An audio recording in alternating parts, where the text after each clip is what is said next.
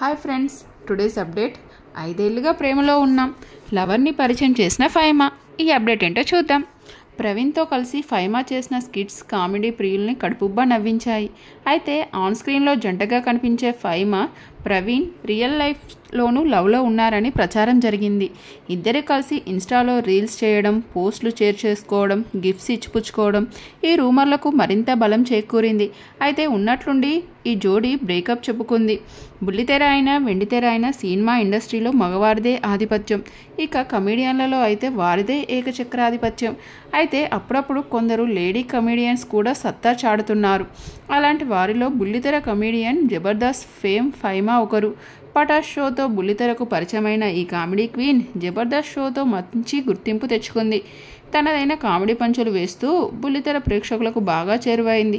ముఖ్యంగా ప్రవీణ్తో కలిసి ఫైమా చేసిన స్కిట్స్ కామెడీ ప్రియులను కడుపుబ్బా నవ్వించాయి. అయితే ఆన్ స్క్రీన్లో జంటగా కనిపించే ఫైమా, ప్రవీణ్ రియల్ లైఫ్లోనూ లవ్లో ఉన్నారని ప్రచారం జరిగింది.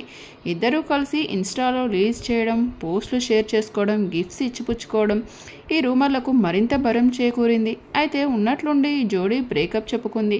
ఫైమా తన ప్రేమను తిరస్కరించిందని ప్రవీణ్ ఇటీవల ఒక ఇంటర్వ్యూలో చెప్పుకొచ్చాడు.